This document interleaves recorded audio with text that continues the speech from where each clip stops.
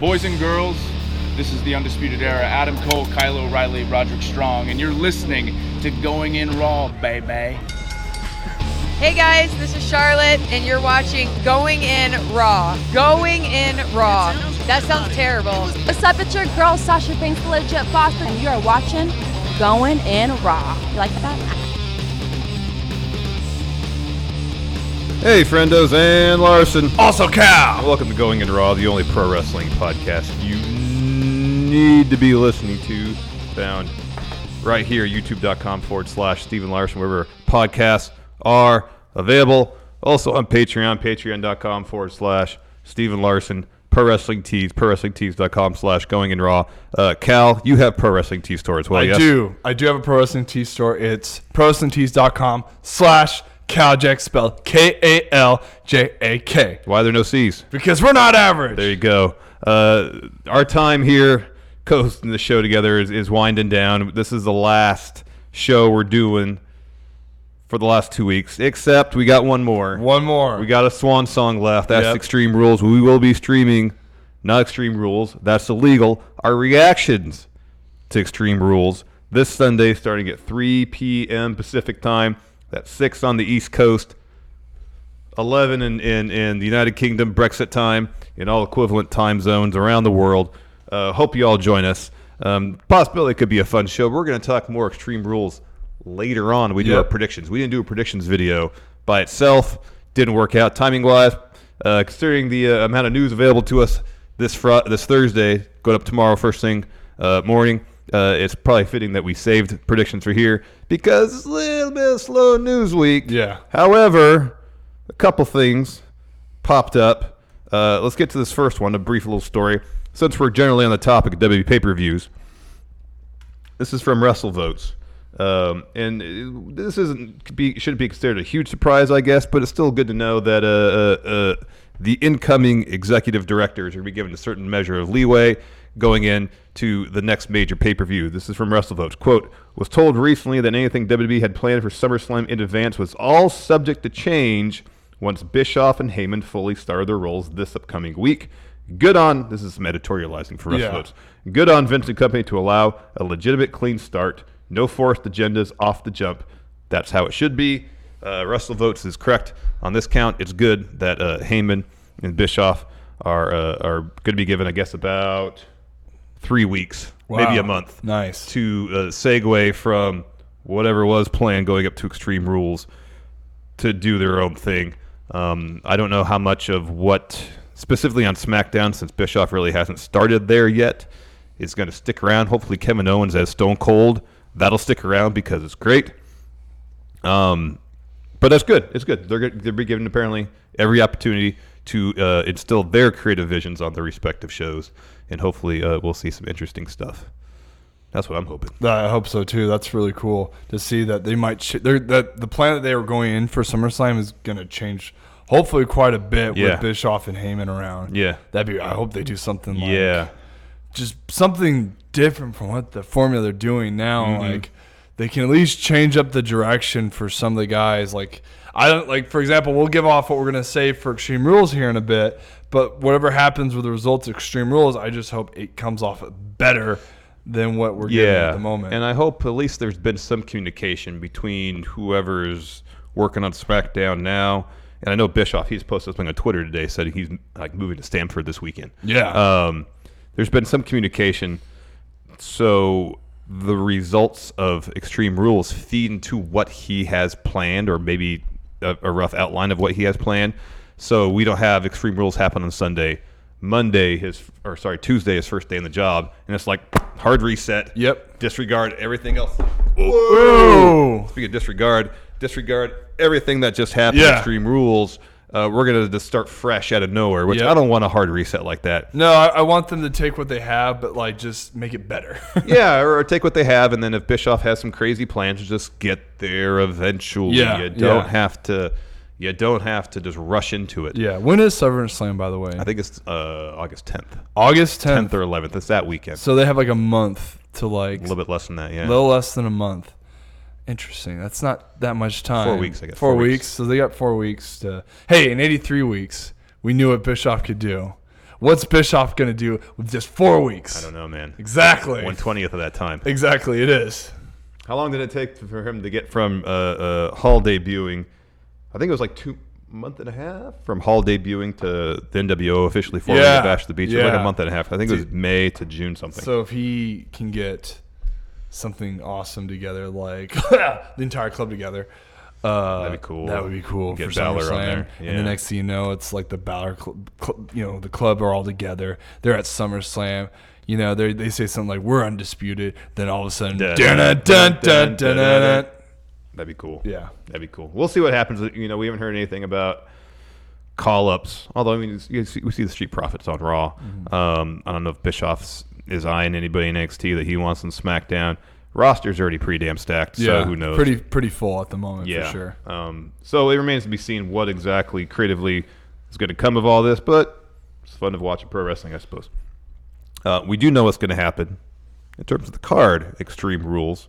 So without further ado, Cal, it's time to get competitive here. Oh, my goodness. My first predictions card. This is going to be great. Yes. I can't wait. The fun of this isn't so much sharing our numbers as far as our confidence points, is why we have so much confidence on these particular matches. Exactly. And trying to convince the other one their point of view is right, their point of view is wrong. With Steve and I, no one ever budges. I mean, honestly, there's really no competitive thing to this whatsoever. It's just for fun. Yeah. It's for fun. That's it. This first match on the card for the Cruiserweight title. I mean, I don't know if that's in the order I have it. That's what it is. Your champion, Drew Gulak, taking on the challenger, Tony Nese. Cal, who you got winning this? I got Drew Gulak. How many confidence points? 9. 9. Wow. I know. I'm swinging big on this one. I think, to me, from what I can gather from 205 Live, this guy is the most, as far as characters go, he's the most established character they have. They tried Nese at character as the main guy, as the champion. He didn't hold the title that long.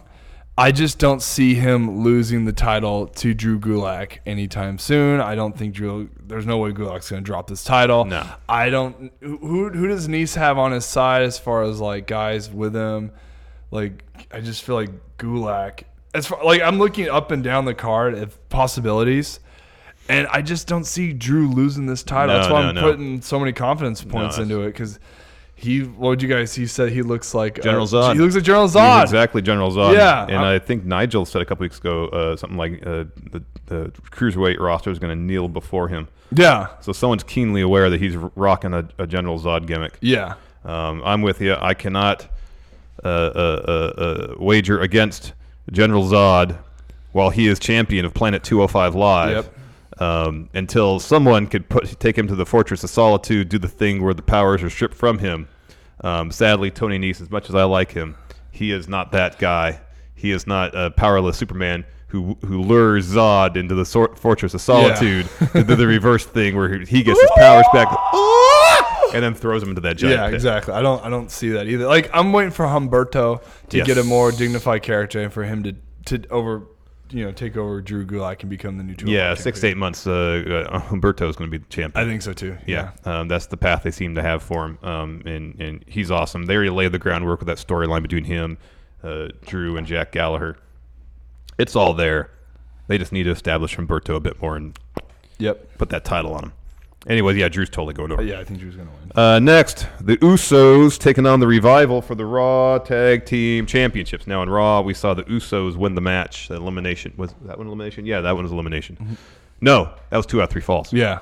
It should have been elimination. Match. I don't recall if there was any sort of post-match beatdown by anybody, but because the Usos end up picking up the win, they stood tall. Math should dictate. Revival retains.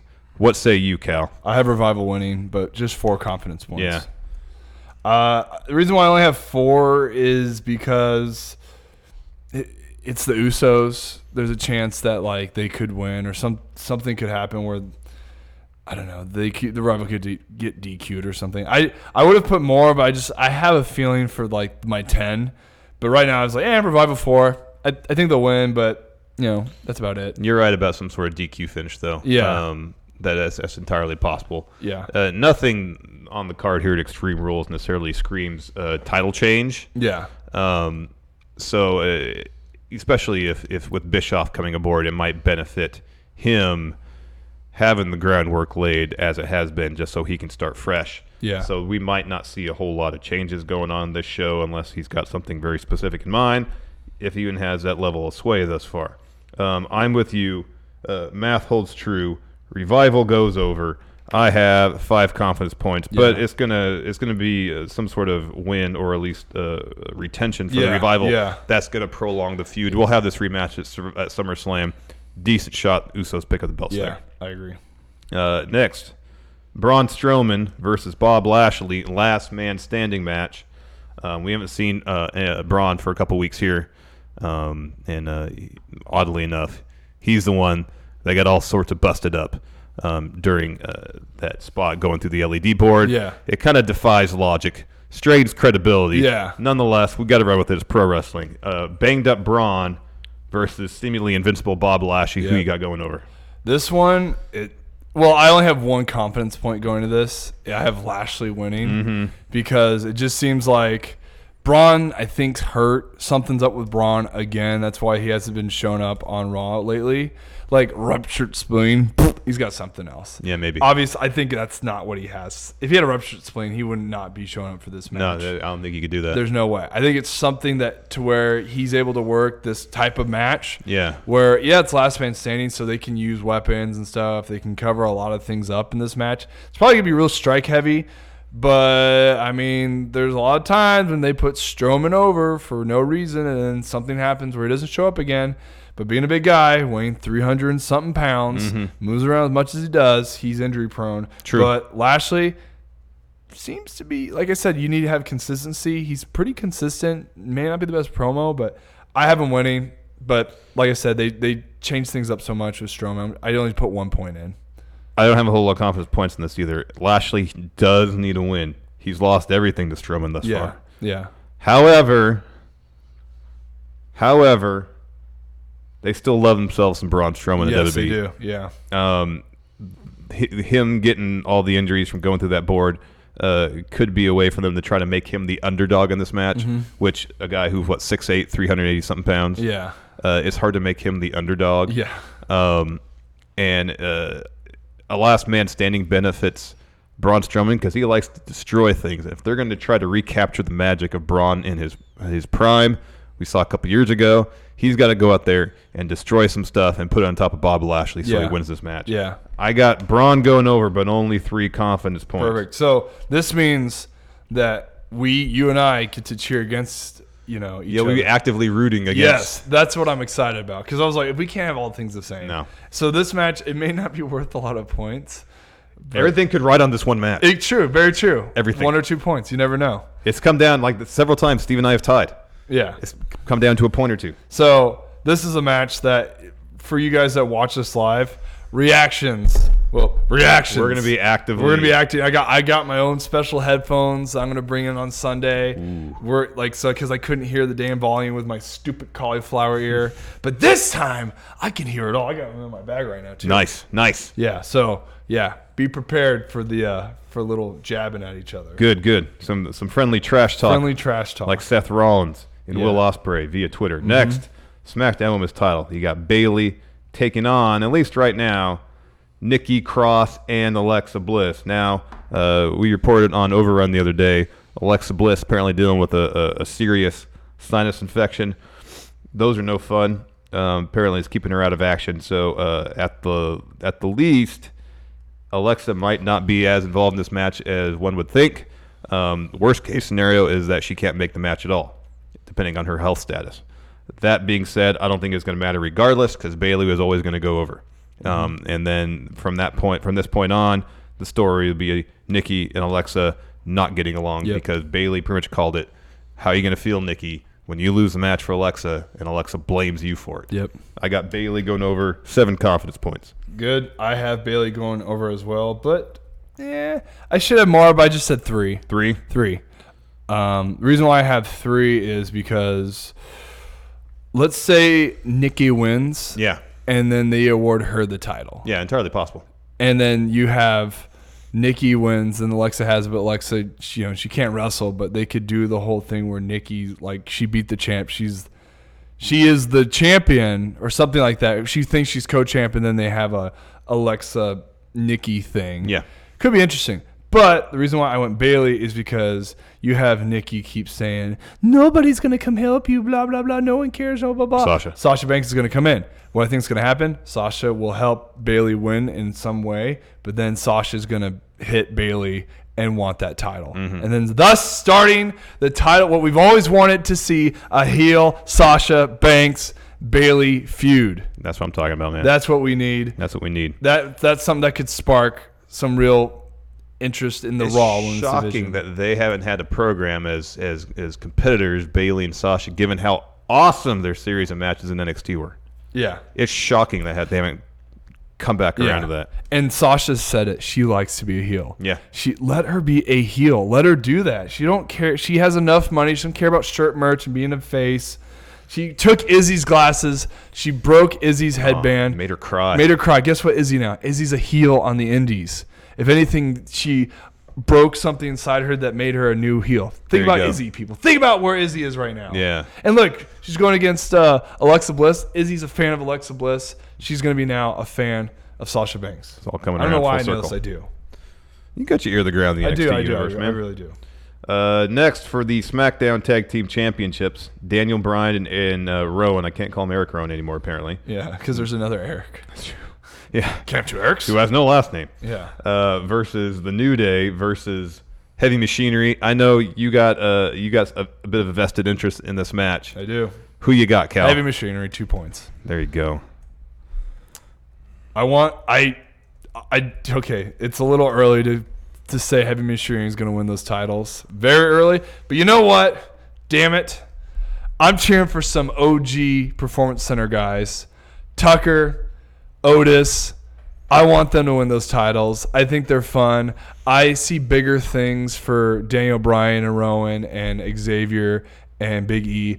I want to see them do something else. I think they're above titles like the New Day and Daniel Bryan. I'd love to just see them go at it because they had something set up with the whole meat thing, and Big E was playing him eating the raw meat in front of. That was great. Like, I just feel like the New Day represent everything that Daniel Bryan and Rowan don't like. They hate the idea that they have merchandise and they sell all these toys, shaking their hips, and just I see more. But then it's like if let's say Bryan gets the titles or New Day gets the title, what happens to Heavy Machinery? They're just going to be like their third wheel. Yeah, like they have to. They're either going to be written off or they're going to do something different with them. I say just throw the titles on them, get them more matches experience, and see where they go. And I think they're perfect for SmackDown. Yeah, they are. I think they're better off at SmackDown.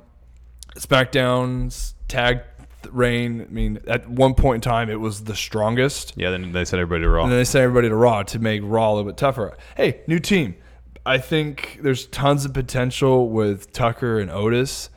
I think character-wise, they have a long ways to go. But, man, just at least give them something to do. Let them develop. I think they see a lot in them. So and it's only 2, 3. What I think I have only 3 confidence points. Oh, you have 2. I have only 2. Yeah, only 2. Sorry. So I don't know if they'll win, but hey, 2. I want them to do good. I too have 2 confidence points on my pick. However, I kind of feel like there's not going to be a lot of any titles changing hands of this show. We're going to see somehow, some way, Daniel Bryan and Rowan escape Extreme Rules with their tag team titles intact. If there's going to be any title change going forward, whether it be to New Day or Heavy Machinery, that's going to wait till SummerSlam. Yeah. SummerSlam, we have like all new champions. Yeah. So I'm going with Daniel Bryan, Eric Rowan. I think you mentioned with Heavy Machinery, the character stuff still needs to sharpen that up a little bit. I think it's a little too soon to put the belts on them and get the reaction they probably want out of that crowd. Have them come up short one more time. You got 4 more weeks to decide if Heavy Machinery is a team you want to kind of carry the tag division for a little bit. Just kind of push.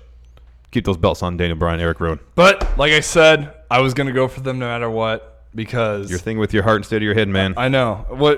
It's okay. You can do one homer pick. I'm sorry. I wrestled Tucker in college. 3 times. He beat me once. I beat him twice. Otis, I've known him since he was 12. It'd be against my personal character to not cheer for them to win. Like I said, we're just doing this for fun. I want heavy machinery. For fun. Yeah, totally. This is how it's going. Next, for the United States Championship, you got AJ Styles, probably with the club, Carl Anderson, Doc Gallows, taking on Ricochet. Now, Ricochet managed to fend off 2/3 of the club all by himself on Raw. However, was subject to a vicious beatdown at the hands of Not Bullet Club. So math would dictate Ricochet retains. This is the one where I have the least amount of confidence points, because if Ricochet beats AJ, where does that leave the club? Yep. But this is Extreme Rules. No one's really going to care about it. So they might just push in some capacity to SummerSlam and let Bischoff decide what he wants to do with all this.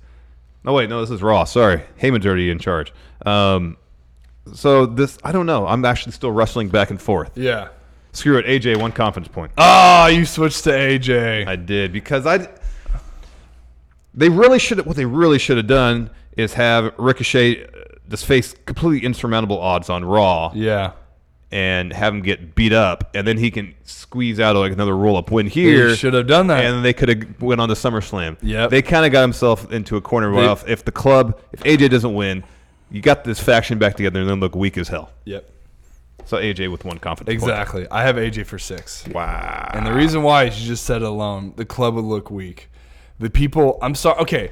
I think when it comes to titles, I look at Ricochet. I'm very happy he won the title. Mm-hmm. I think about, like, you look at Drew Gulak. Mm-hmm.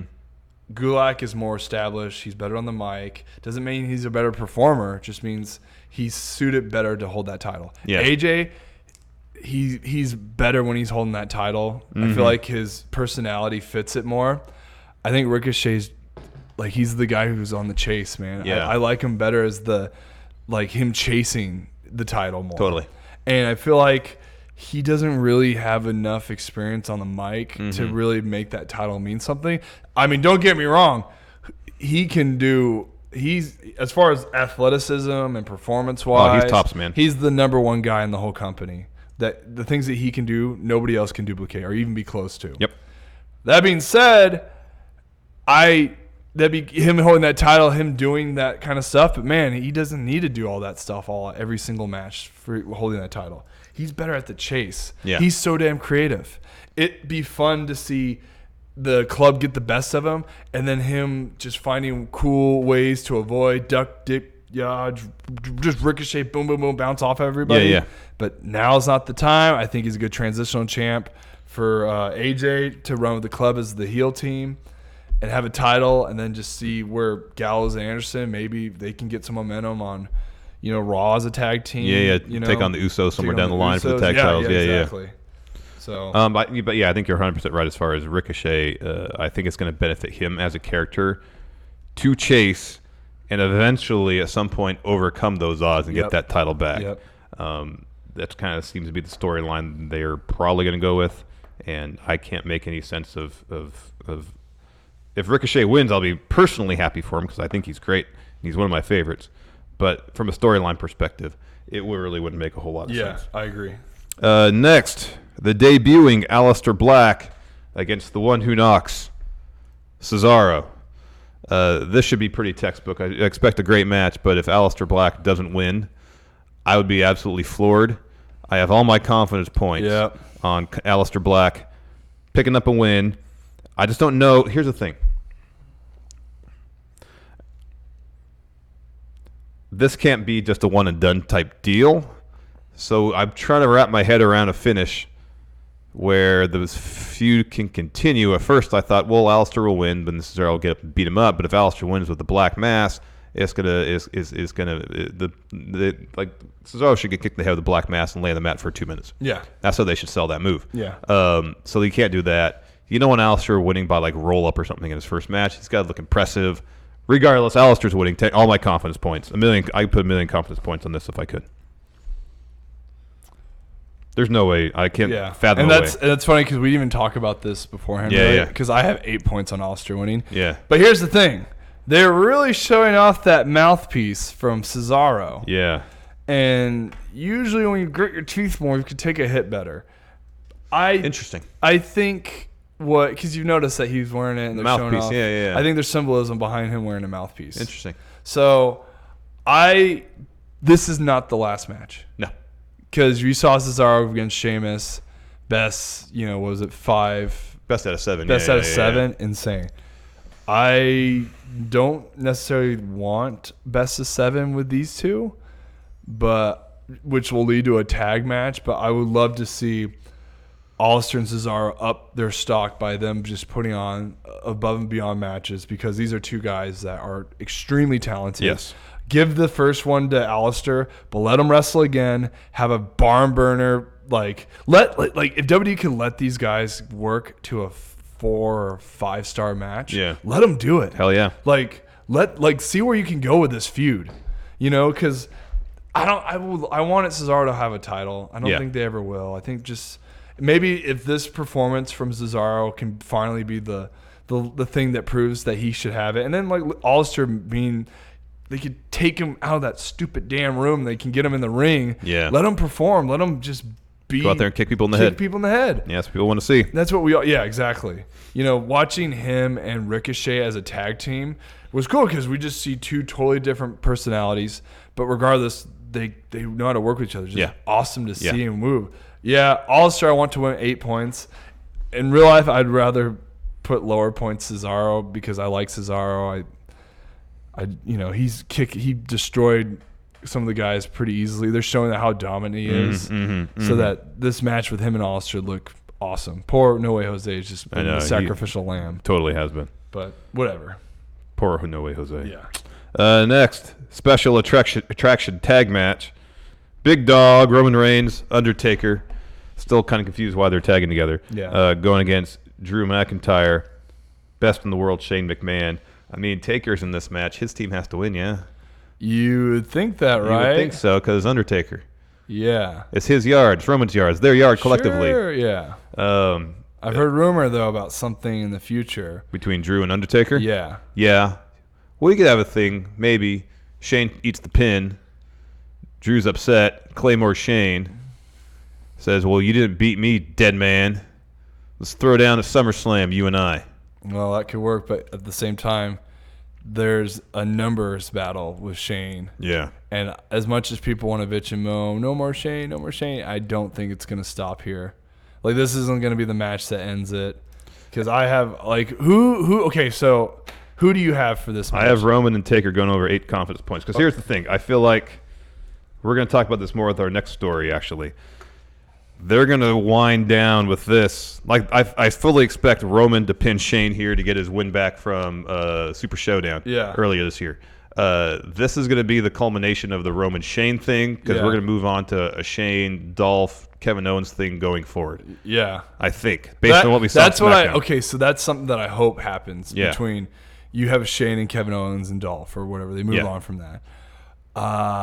I don't know if it's going to be that soon, man, because they like to I know, okay, here's the thing. We have new creative management, whatever. But there's still going to be little bits of Vince in there, no matter what. No matter what. So as much as we think we're going to have something change, I have a strange feeling that I think they have big plans for Drew. Yeah. I think due to the weird booking, what they did with Goldberg and Taker, and then Roman just kicking everyone's ass, and I'm going Shane Drew on this one. I know, it's weird, but I'm going 5 points Shane Drew. All right. It may not be the most wise decision, but we can't have all the same answers. I thought about that. That's true. And also, it's Shane McMahon, dude. I know. As much as people Kevin Owens bitching and complain about him, I think they're trying to get Shane to be the most optimal heel douche as much as they can. He'll never get his Vince status, but I feel like something's going to happen where Shane and Drew are going to get over. Drew's going to do something to the Undertaker screw. They're going to find a way to screw over Roman and Taker. And they're trying, because I know, here's the thing. As much as over as Roman is, And, with him coming back from his cancer and all that, I still think they're going to try to find a way to give more shine to Roman. They're going to try to find a way to get him over more as a babyface. Yeah. I feel like he kind of was there, but he's not quite there yet. No. They're actually trying to put some adversity in front of him. Yeah. I don't see, and like okay.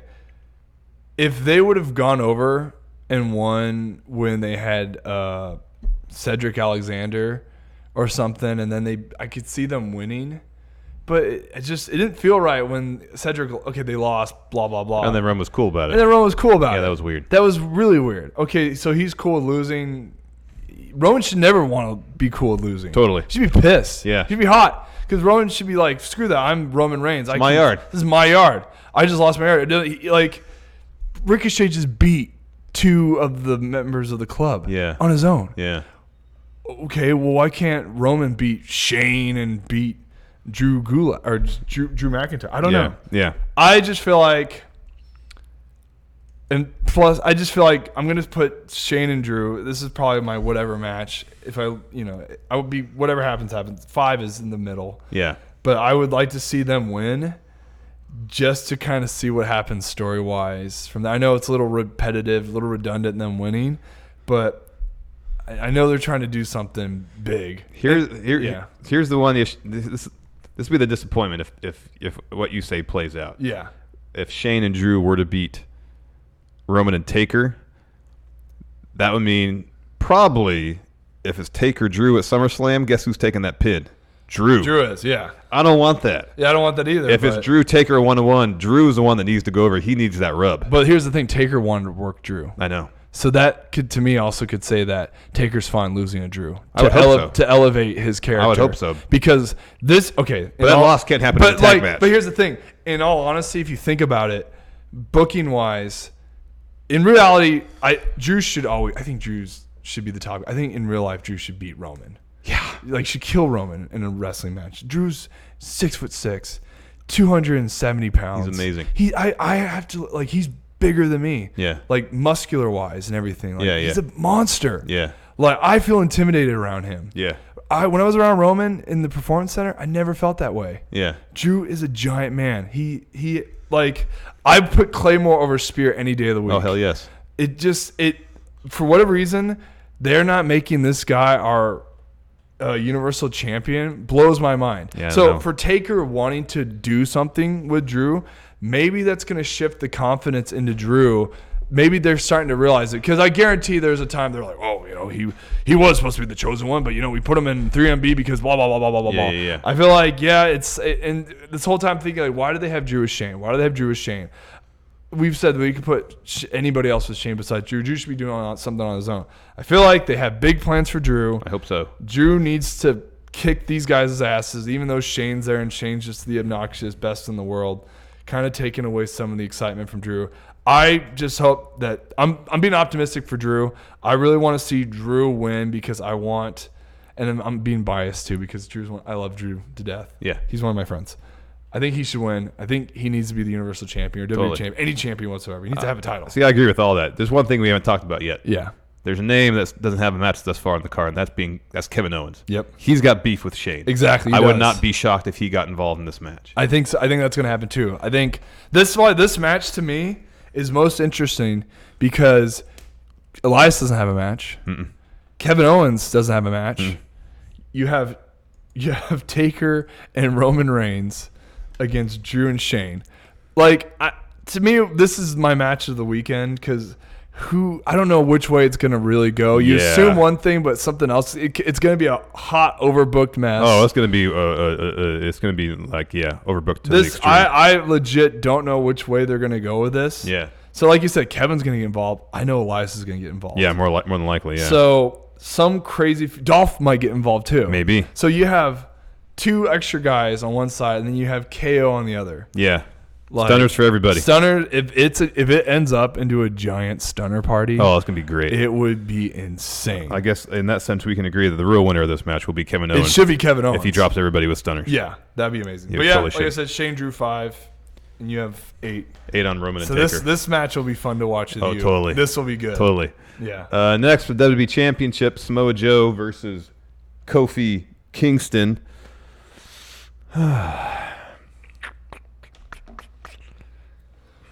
Like in one sense, if this match had a stipulation like 2 weeks ago about 2 weeks ago, Corey Graves was like, "Oh, I'm hearing rumors that this could be a ladder match." Yeah.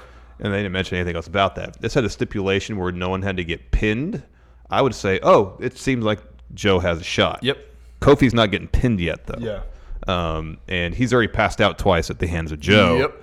So I just don't see it happening here. I hope this feud continues to SummerSlam. Yeah. I think there's a lot more these two guys can do together. Kofi's walking out of this match still WWE champion, though. I think so, too. I got 4 confidence points on I it. have 7 Kofi.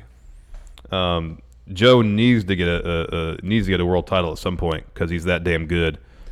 Yeah, like I've said, dude, I'd rather see Joe go after Seth for the Universal. Mm-hmm. I'd rather see Becky go somewhere else and be a badass and not be deal with Seth. But I think Kofi should stay champion. They're trying to build Kofi up to be a real champion. And I think him beating Joe is going to make him seem more credible. Totally. And if he doesn't beat Joe, then it just kind of takes away all the momentum they made from at WrestleMania and Kofi Mania. And then it's like, what does it mean? It would, like, don't get me wrong, I think Joe would be a great champ. Oh, yeah. But I just don't think right now is the right time. I think Joe's great at just kind of being the heel that, like, just to pick on everybody. Yeah. And once he has the title belt, like, I'm sure he's gonna call awesome promos. I'm sure it's gonna be amazing. Yeah. I don't want to see Extreme Rules. I think they have bigger plans for Joe. Yeah. And I think they want to keep this momentum going for Kofi. Totally. Let me ask you this now. If you were a betting man, Brock Lesnar has the Money in the Bank briefcase. Who do you think it's more likely he cashes in on this point? Because Heyman's made a point of bringing up. He brought both names, right? Both names. He's done it a couple times. Yeah. With SmackDown going to Fox, wouldn't surprise me. I mean, we know Heyman's the creative director dude on Raw, so you think, okay, Heyman's on Raw, Lesnar's going to be on Raw, but we saw him make a little cameo on SmackDown. Exactly. Yeah. If they really want to make a splash for that first episode of SmackDown on Fox, having Lesnar cash in on Kofi and winning that title is going to make headlines. Yeah. And at that point, Kofi would have almost about a 6-month reign. That's a good reign. Yeah. And you could do the story of Kofi chasing for that title and having to face probably the most insurmountable beast mountain in all of WWE. And that's the thing. Like, him beating Joe is going to make him, it's going to make it seem like, it's going to put the thought in your head. Yeah. Oh, he beat Joe. Joe's a monster. Yeah. Maybe he has a chance against Brock. And it's funny because, like, let's think back a couple years ago when they had that match in Japan. Kofi versus Brock. Yeah. And Kofi got destroyed. They can tell a story there where Kofi went to the land of the rising sun to face the beast and how he failed and got destroyed along with the other 2 members of the New Day. So Kofi can cut a whole promo, a whole thing about how he is a changed man. He knows what it takes to be a champion. He waited 11 years to finally get this opportunity. You have Big E and Xavier backing him for everything he's said and done. They had a huge argument with Vince, and Vince says, "You don't deserve anything." When, maybe he's right, but, he definitely earned it. So this would be a really cool way to see how Kofi can, take on Brock if Brock catches in on him. They're really showing how powerful the Trouble in Paradise is. Yeah. They built that move up. That move is supposed to be real strong. And it is, like, when he hits it, it's awesome. Yeah. So, 7 in Kofi. I want to see what he can do. And like you said, Brock can cash in. Yeah. Take the top of Kofi. Doesn't really say Kofi lost to him, but it just says that, Brock. It's telling an interesting story there, too, potentially with Kofi and seeing if he could beat the Beast. Yes. Finally, and what will probably be the main event, even though it's probably the match I'm least excited for, those lovebirds, Seth and Becky, teaming up in a mixed tag team match to take on Baron Corbin and Lacey Evans. There's basically, save for like a 2% botch, that Seth and Becky lose this match. Yeah. 9 confidence points. Yep. It feels like a mere formality. Yeah. I kind of feel like I just can't wait for this to get over with. I know. So hopefully Seth and Becky can move on to more interesting things heading into SummerSlam. Yeah, I have 10 on Becky Seth. Yeah. Pretty obvious. It's just the company's really shooting themselves in the foot here if they give the titles to Lacey Evans and Baron Corbin. Like, there's just it'd be foolish. Are bad now. It would be you think it's bad, and I'm not trying to knock them. It's just experience. Yeah. Just character development, in ring. Yeah. It's not there for them. Well, here's the thing. Baron's improved a ton since he was in NXT. I actually enjoy Baron more often than not. You can tell he's put in the effort. From a character standpoint, he's consistent. Everybody knows his weakness is getting rolled up. That's been the case for years. And that's like the one. There's not a whole lot of continuity with WWE characters. That's one thing that's been very, very consistent with Baron. You roll him up, you're out to pretty good. You're going to get a win right there. What if, I just realized this, what if Becky hits him with a roll-up? That'd be great. Like, that'd be amazing. I could see that happening where Becky hits him with a roll-up and gets him. We've seen Baron. And that wouldn't hurt Corbin's character. No, he's been humiliated publicly plenty of times. Plenty of times. Him getting rolled up by the man is nothing. Yeah. Not to say losing to Becky is humiliation. I'm saying he got publicly humiliated by John Cena. He got publicly humiliated by the McMahons and like half the face locker room of that Raw here. They try to blame him. Everything. It's like, dude, you're blaming one guy who you were writing stuff for how bad it is. Yeah. That's bullcrap. Yeah. And I like Corbin. I told you how when I had my match with him and stuff, he offered to lose. That's cool. Because he didn't care. That's and it just kind of shows his attitude. He doesn't care. That's what I was trying to get at. Yeah, but you can say it. I was just saying, like, Cena went out of his way to basically humiliate him, but he doesn't take himself seriously. Yeah. Like, he understands he's a performer. He can get rolled up by Becky and he'll be totally fine. Yeah. Because Cena fucking buried the shit out of him. Yeah. He was fine. Yeah. The McMahons blamed him for everything. He's been fine. Yeah. Getting rolled up by Becky is gonna be. In my honesty, that's like this would be like the best way to end the show. Yeah. Becky rolling up because then Becky gets some momentum back. Yeah. And hopefully she can get back to kicking people's asses, slapping heads. Baron's a professional. He'll do whatever it takes to put on the best show. It's insane how he's been this way for 5+ years with his personality being just cool as doing whatever. He like you guys said, like he's willing to put the company ahead of him. Yeah. If it means that for the betterment of the story. company. And it's like, and when you guys listen to the podcast of me telling about that, I had a great match and it was against Corbin, and Corbin was supposed to win. And he said, "No, let Cal win." That's cool. It's awesome. He doesn't care. He's willing to do whatever. But for the sake of this match, I don't know if he ever really wants to have the title. You know, he had the United States, but I don't think that's not really. I don't know if that's something that he really just does. Wants to be able to go and buy more Ferraris. He wants, and add to his human skull collection. Exactly. So yeah, Seth Becky 10. Yeah. I hope there isn't an interference with Brock or anything. No, I don't think so. I don't think so. I know either. Heyman kind of alluded to it. I think that should be a Kofi thing. Totally.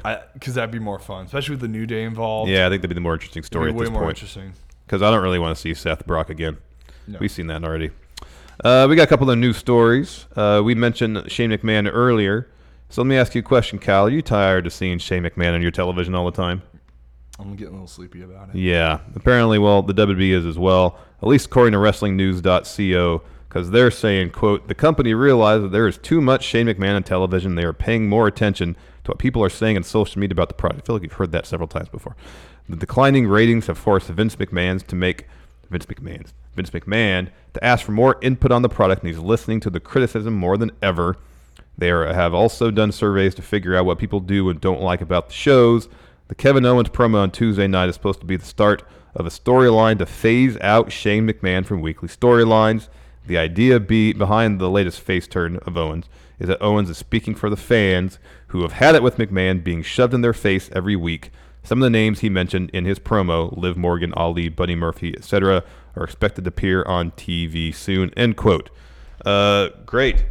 That's kind of what I thought and what I was hoping when Owens cut that promo on Shane and stunned him, that they will have their feud. Owens will win. We'll get a little mini bit of a Stone Cold Vince type storyline going on here.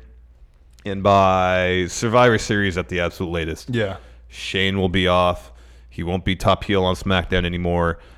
He might show up from time to time, but not in an authority figure role. Certainly not as top heel on the show. And give Owens a good amount of rub, hopefully if the story's done well, to go on and pursue singles gold. As a face. So it's and if any of this stuff is true about Vince paying attention when people are saying on social media, which I swear we heard countless times before, and he's listening to people, and by all accounts he's given, and we talked about this earlier, Heyman and Bischoff a great deal of latitude to execute the visions that they have for their shows, and hopefully for now he's not meddling. But this is Vince; that can always change. I think I definitely think Kevin Owens is going to get involved in that match. Definitely hit Shane with a stunner. I hope what happens is that Shane gets totally wiped out from the match, and then some other shenanigans happen where they immobilize Roman Reigns with the other guys. And then Drew McIntyre. Claymore. 10 Claymores in a row. But who knows? But that promo, because people are saying it was Kevin Owens' version of his own pipe bomb. But it wasn't like a pipe bomb in the sense of him bashing the company. It's him just saying Shane McMahon is stealing opportunity from people on the show. Which is totally different. Which is in line with what I think WWE's been trying to do, is to make Shane this obnoxious, They seem to think that effectively go away heat is the heat they really want to get for the heels. That's what it. Because that was Corbin's issue when he was GM. And that's what's going on with Shane now. It's hey, you guys don't like this character? It's affecting our ratings. We'll give you more of that. Exactly. Just so that when I think the idea of is we'll try to, when he goes away and we introduce more of our other characters, it's supposed to build more excitement to see those other characters. If nobody watches it because of and you're thinking, but these characters are going to show. Well, I already don't want to watch it because I'm assuming that he's going to come back, but he's not. It's too late. I already missed the new characters showing up. So you should just have them out there already, at least in some capacity, or at least tease, promote that they're going to have a match, but they don't do that. They always do that in NXT. Hey, next week these two are going at it. Awesome. We get to see them have a match. I mean, I'm sorry, but in the indies, we at least promote some of the matches beforehand to get people excited to come to the show. When you don't do that, people don't get excited. They don't get excited. So, you can say Liv Morgan, Ali, Buddy are going to – they have more opportunity to be on the show, but I don't know that. You keep saying it, and it doesn't mean they're going to show up unless you actually have a promise of some sort. There is really no promises right now. No. Speaking of no promises that CM Punk's ever going to come back to wrestling, but gosh darn it, the Young Bucks want him back. They were talking to Chris Van Vliet recently, and of course, the topic of CM Punk came up. And like I mentioned, unsurprisingly, Nick and Matt, they both want him in all these transcripts courtesy of Fightful. Who do you want to be? Do you want to be Nick or do you want to be Matt? I'll be Nick. You should be Matt because Matt's the buffer of the two. Well, I mean, Nick's pretty athletic and buff. That's true. But he's the younger brother. Nick is? That's right. Yeah, Nick's the younger brother. So I should be the older one. Yeah, you have. Okay, I'll be Matt then. Okay, you can be Nick. Go ahead. Okay, so we'll build honest. Of course, we would love him to come to our company. At this time, I just think he wants to. Don't think he wants to. Oh, my bad. I just don't think he wants to. My bad. When he wants to come back to wrestling, it'll be his decision. I don't think it's a when. It's an if. Matt talks to him all the time about it, but the timing is not right, I guess. Professional wrestling is the most demanding thing in the world. Would you agree with that? I think it's up there. Yeah, it's probably up there. It's up there. You can't just find yourself back in it one day and be like, okay, I guess I'm doing this again. You really have to want to do it, and that's up to him. WrestleZone's Bill Pritchard. There's a lot of Pritchards in the wrestling world. There's tons. Added on Twitter, quote, a source recently told me All Elite Wrestling CM Punk's talks were, quote, not at a serious point yet, but there was discussion about it. It was noted that All Out is likely not happening, and it very well could not happen at all, but the aim was more for something their TV debut, sorry. Yeah. Which would make sense. You want to make a splash on the television. You have CM Punk involved. We were talking about this the other day. Put him on commentary. I was just thinking that. That'd be amazing. That'd be great. Him, JR, and Excalibur. Man, that would be a great commentary team. That'd be perfect. That's something that he doesn't have to get back in the wrestling ring, which he doesn't really seem to have a whole lot of interest in. He's been doing the MMA commentary for a while. By all accounts, he does a good job at that. He knows wrestling. Yeah. And that's something that he can do one day a week. Yeah. Still pursue his MMA stuff if he has convinced himself he still wants to fight. Still probably do the MMA commentary for the most part. It just all depends if Punk wants to get back in the wrestling world or not. I think the one thing that may not happen is that he might distract from the matches out there. That's entirely possible. And that's the thing. These indie fans, or not indie, but the AEW fans are like nothing we've ever seen before. Mm-hmm. They're the hardcore of the hardcorest. Mm-hmm. They are going to go wherever they go, but they see CM Punk. It just might be 30 minutes of CM Punk, which if they do that, then the chances of Punk like wanting to be out there in general may not be there. Yeah, no, you're right about that. He is not going to want to take away the attention from AEW. If it's a situation, if he were to come back, if he were to do commentary, have him, I guess you'd have to have him open their very first TV show and just get it out of the way. Yeah, exactly. Just get it out of the way. As soon as the first episode, boom, you hit his music. He walks out. He talks to the crowd. He cuts this excellent promo. He talks about like what his role here in the company is, what he wants to do, why he refound his love for pro wrestling, why AEW is the greatest thing on the planet, and that everyone should tune in to watch it for these reasons. And then he says what his role is in the company, kind of hinting that he might return, he might not, but he wants to stand next to the greatest commentary man of all time, Excalibur. And then the second, Jim Ross. And he walks over the desk, and you can have the fans chant CM Punk on his way there, go to commercial, come back, hit him with an awesome match. Then they get the chanting and all that out of their system. And it could be like WTV, where before the TV actually starts, the live broadcast starts, you have the commentary team walk down, you cheer for Corey Graves, you boo Michael Cole. It's what you do. And it'll take some time. People will get it out of their system. It'll be fine. And just remember, so eventually what I could see happen is if he does come back and he does take the commentary role, let's say he does like a sit down interview with MJF. Yeah. Could you imagine? Oh, that'd be great. MJF and Punk. That'd be really good. Like just talking to each other. That'd be cool if Punk had like the Corey Graves role on All Elite. Yeah. And then they build a feud off of that. Yeah. Like him and MJF. Yeah. That would be amazing. That would be pretty cool. Could you imagine what MJF would say to him? Because he doesn't have a filter. No. It would be amazing. It would be pretty awesome. It'd be awesome. Like that's something that I think if Punk should realize, like, without pro wrestling, he couldn't be CM Punk. Mm-hmm. AEW, the fans that love him the most are those fans. Yeah.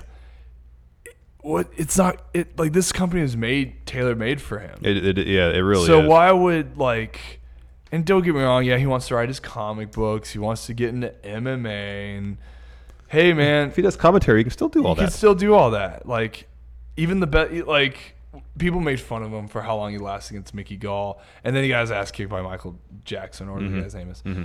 But hey, Ben Askren got his ass kicked twice. And, it's like he whatever. luckily won one of those matches. Yeah, exactly, and barely. Yeah. So, and they're teammates and they train with each other. Yeah. Like if Ben handled that fine, and he's willing to keep. Like Ben's not running away from amateur wrestling. He still coaches it. He still is somewhat involved with it. If Punk can kind of realize that, just stay involved with what got you there. Yeah. Like don't say I'm done with this forever because I had a bad experience. Blah, blah, blah. It's like, dude, screw that. Love Punk. Pro wrestling made CM Punk. Yeah. He needs to respect that, and I think him going to AEW would be amazing. It would be pretty cool. It'd be a good way to stick at WWE too. Exactly. Let's go to the Twitters here and take some questions. First, Greg Morris, what monumental match in history do you wish you could have seen live?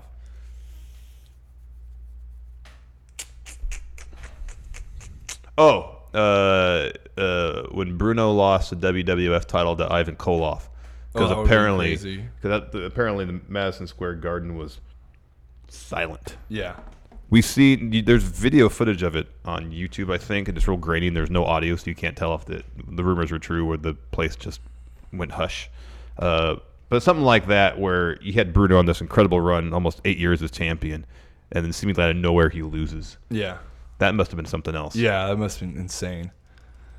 Mine's either like when Hogan got over on Andre, and then the other one was when Brock beat Taker. I wasn't there. I remember where I was. Yeah, I do too. I was at some bar in Orlando with some of the guys, and we were able to get the bar to show the thing. Oh, that's cool. So I would have liked to have been there because I know plenty of the guys that were there, and they said it was insane. It was awesome, like that reaction.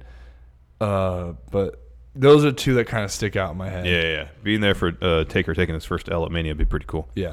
Baymax for Cal. If you get the opportunity to work in Japan, which company would you like to work for? Probably All Japan. I think they have more of a history with the bigger guys as far as that goes. Hanson, Dr. Death, Vader, Death. yeah. If New Japan, I think I would have to do more than – I think they would throw me in the Young Lions, at least if they feel that was something I need to do, which probably – but I think All Japan would fit better for me. New Japan would be great, but they have a style and an aggression that – I'd have to work on for myself, but I feel like All Japan might be a good fit for me. Okay. Yeah. B-Man Patrick Sparks. How good would Cal Jack the Man Bear do in each era of wrestling in terms of drawing, heel heat, merchandise, etc.? Well, I try to think that I can kind of do okay, here's the thing. With my style and how big I am, I think I would being an amateur wrestler, a lot of these pro wrestlers start with amateur wrestling. I can do every generation. Yeah. I think that'd be fine. I don't really see myself why I couldn't hang with a Bruiser Brody in a match. We're almost the same size.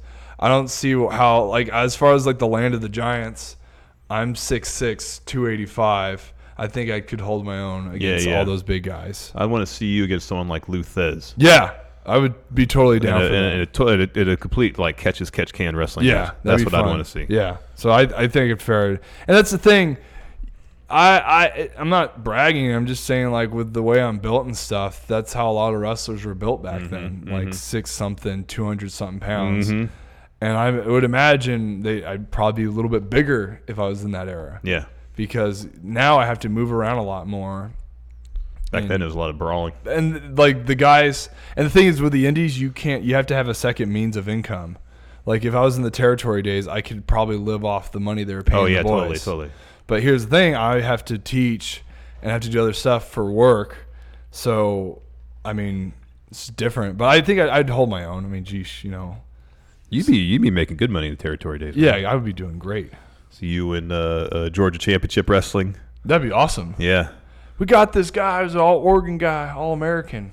Going to try him out. It'd be awesome. That'd be great. Gigabyte is All Elite Wrestling an indie promotion. Their wrestlers are allowed to do other shows. They are treated like actual employees with benefits. That's only a select few who are actually employees. And then, like, you heard, ironically, when Joey Janela had a little dispute with Enzo, he said October. So they're not an indie company. No, I wouldn't consider it. I mean, they have a billionaire bankrolling them. Yeah. And I'm sure he has a variety of business interests. They're going to have a national television show. No, I mean, I guess it depends on your definition of independent pro wrestling. Like, obviously, WWE isn't and hasn't been probably since ever. But, you know, I guess depending on one's definition of an independent company, back when they weren't a publicly traded company and they were entirely family owned, you can make the case that WWE was an independent company because no one else owned a piece of it. Yeah. Depends on your definition. But no, in terms of how we constitute or think of probably independent wrestling, I would say no. Yeah. RJ just wanted to let Cal know that he did an awesome job these 2 weeks. I agree, RJ. Hey, RJ, thank you so much. Cal's done an awesome job. Oh, man, I'm trying my best. Cody Kraus. Cal, what is the most painful weapon to take, and what is a weapon that looks painful but isn't painful as it looks? I think it just depends on how hard they hit you and what you get hit by, for sure. And where it hits you? I mean, like, you guys saw how Cody took a chair to the head. Mm-hmm. That's going to hurt no matter what. Kendo sticks don't hurt that bad. I've been hit with a kendo stick. It sucks. I mean, but it's a punishment tool in sumo wrestling, or that MMA, or not MMA, but mixed like karate martial artists use to discipline their young boys.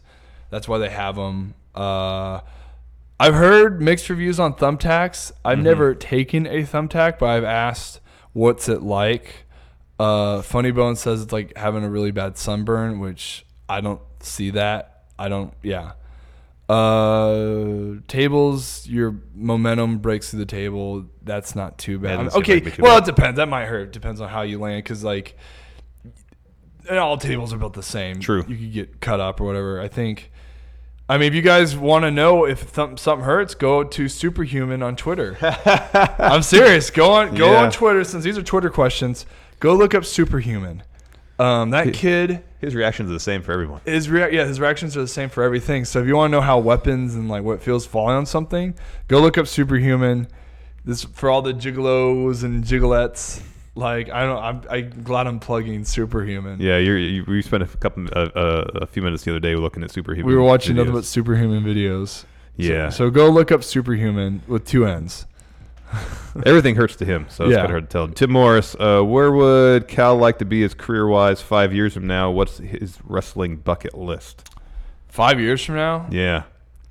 I think for me, I should start with I don't want to go to a big company right away. I'd rather build up momentum to get to a big company. Because if you go from here to a big company, they can kind of dictate what they want your character to be. Yeah. But if you can be more like, if you can go somewhere and have a more defined character that all the people, smaller groups kind of understand and get, and you build up your rep, your name, so that when you become a free agent, it's like, oh my God, they could get this guy and do a lot with him. Yeah. And they don't have to, it'd be easy to write for them. Yeah. And that's something that I learned when I was in developmental, that the indie guys with bigger names are easier to book consistently, or easier to write for consistently, because they can understand who and what they are. And it's like just building up from there. Totally. So I think for me, I want to go to a smaller company to sign a contract, build my name value while working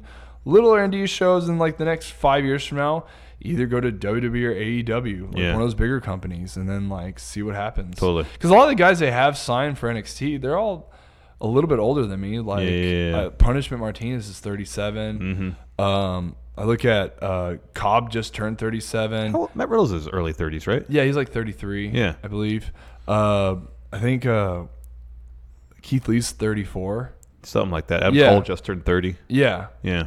So I think it really in pro wrestling, they used to tell you age was a big thing, but I don't think age is as big of a thing right now. No, I don't think so. It's not as looked at as much as it used to be. No, I don't. I think the days when they were trying to find, the 25-year-old prospect to develop, they still want to do that, obviously. Yeah. But NXT, if you're going in there in your mid-30s and you got a brand they could write for and use, because really, if you have a brand and they can use you, I don't see them. You're not going to be there that long. No, I think they're going to move you as fast as they can. Nick Cunningham, you can pick one thing and one thing only to change or improve under Heyman and Bischoff. What is it? Is it use of long-term storylines, no 50-50 booking, or something else? He adds, P.S. Cal, you've been awesome the last 2 weeks. Please come back. That door there is always open for Bearman. Cal is welcome anytime. Oh, that's awesome. So if you could only pick one thing for Heyman and Bischoff to change, what would it be? Writing. I think the wrestling's there. I just think the writing's really bad. Hey, could you imagine if Becky loses for Seth? Hey, could you imagine what it'd be like if Seth loses for Becky? Oh my gosh, it's awkward. Horrible. Cringe. I'm gonna say continuity. For characters, individual characters within Raw or SmackDown, sorry, and then also when NXT call-ups are brought up. Continuity. Generally, people in NXT get over for a very specific reason, because what they did there worked, and to bring them up, to do something completely different, more often than not, fails miserably. I think Drew McIntyre is the outlier in that, because he was Superface in NXT, came up to main as a heel, and because he's so damn good, he made it work. Yep. But like Bob Roode, face, boring, smiling, babyface Bob Roode, after he's such an interesting character in NXT, Yeah. didn't like it. No. Yeah. Didn't like it. Man, they could do so much with Bob Roode. They could have done a ton. God. Ryan Haft, excuse me. That's why I said smaller company instead of like a big one. Yeah. Because if I go to a big one to another big one, they might think, well, we didn't invent this. Exactly. And try to reinvent the wheel. And they're Exactly. not going anywhere. So Ryan Haft, if ECW were to come back, who would you like to see on their rosters? Name a GM, 5 men, 5 women tag teams if you want, some commentators. So we got ECW. Let's assume this is a TV 14 at least. Okay, so I got my pick. Everyone in OVE. That's great. The Briscoe Bros. Wow. Eddie Edwards. I would also go as far as girl wrestlers that fit the ECW. Give Charlotte Bordeaux.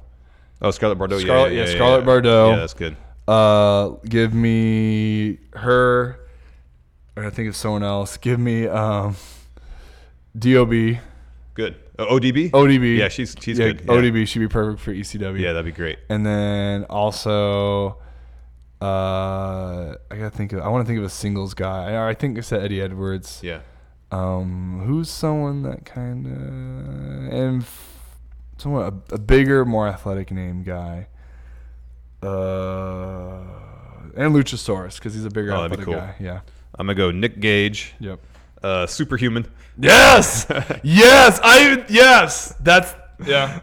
Damn. I didn't think of Superhuman. Marco Stunt. Yeah. Who else? I saw Ryan put a gif of the Sandman here. It's like, who's today's Sandman? Oh, it's Nick Gage. Oh, David Arquette. Yeah, David Arquette. That'd be awesome. It's the most random roster. Shoot, who else? One more guy. Trying to think on the indies. Is Necro Butcher still wrestling? He dead. Really? He died. Yeah. Oh man, I didn't know that. Yeah.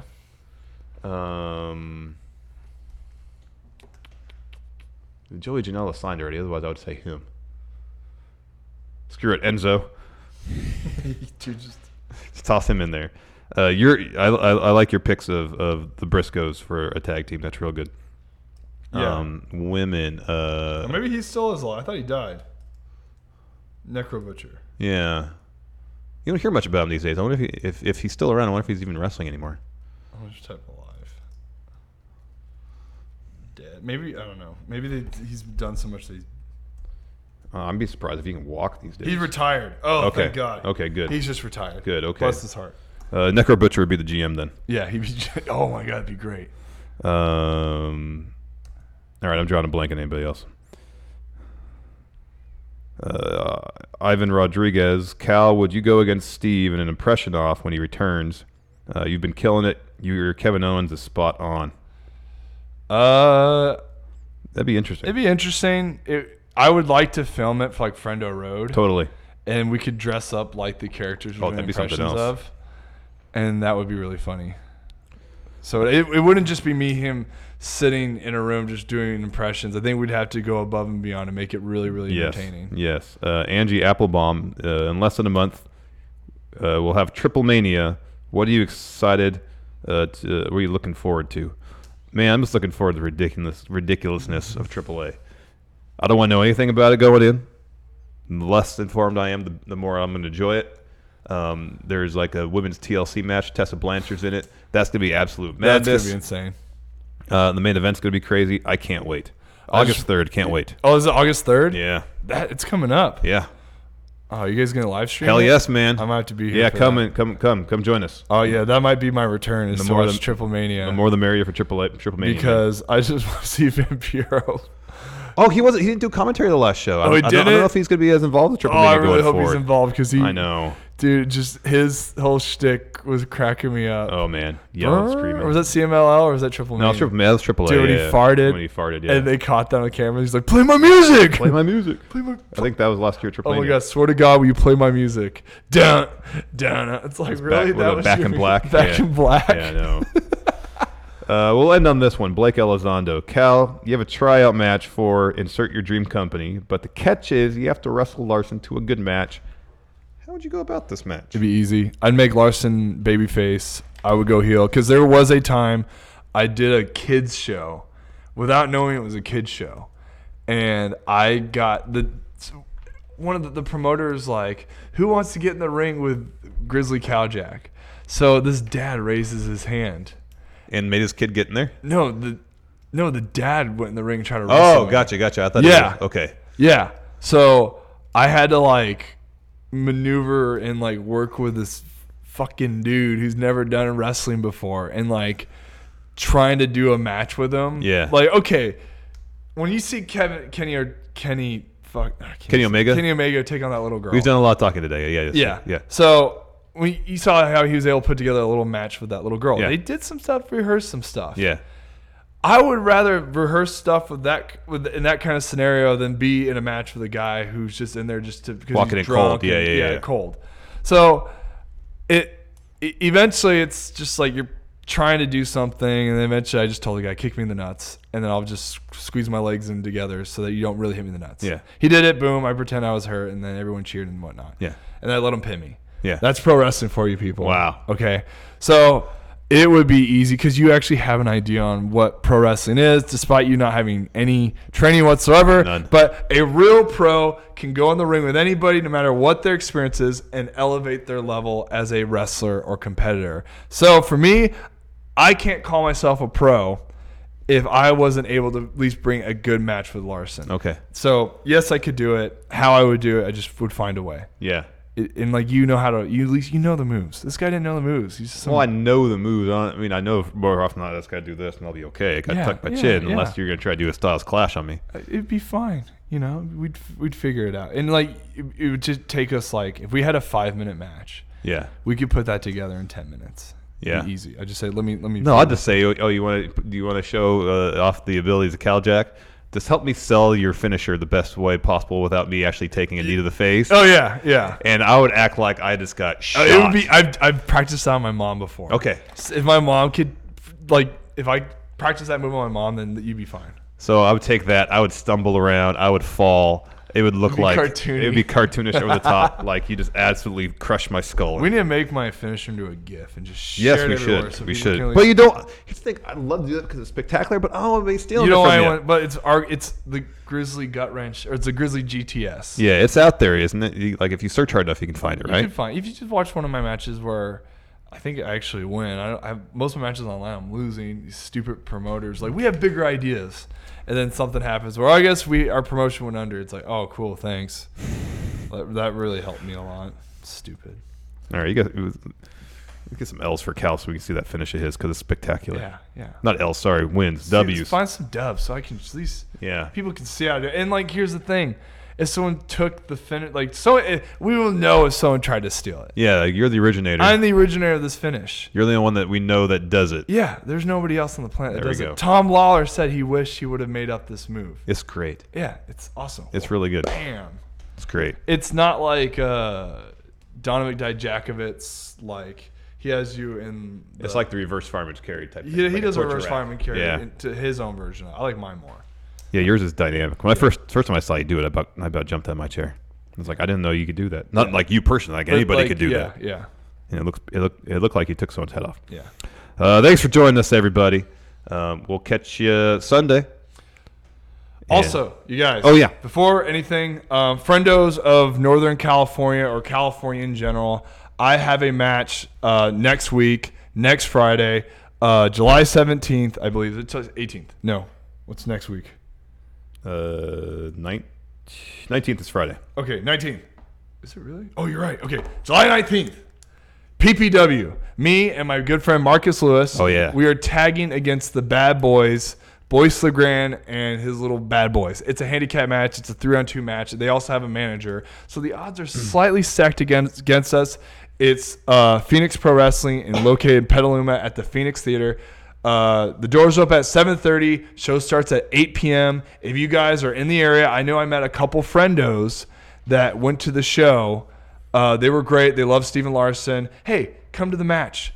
I don't know if Steve and Larson are going to be there, but your Grizzly pal Cal Jack's going to be there as in the main event. Come watch. It's going to be a great time. Well, Steve won't be there because he'll be in the air. I'll see what I can do. Yeah, it'll be a lot of fun. The card top to bottom looks great. Larson might be here. Might be there. Come on, friendos. Friendo meetup in Petaluma, California. See if we can make that happen. The Go card, to Lagunitas beforehand see, and like that's a good selling point there yeah. too. The card top to bottom of that PPW show looks great. yeah. You're the main event, or at least you were listed top on the poster you Yeah, sent me. it's in the main. I'm the main event. Okay, perfect. All the more reason. Yeah, it'd be a lot of fun.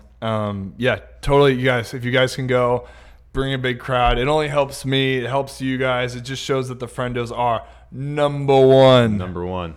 I can't do Zach Gibson. Yeah, Yes, go check it out. please. It's July 19th. July 19th, a week from today. Yep, a week from today. This is going up Friday morning.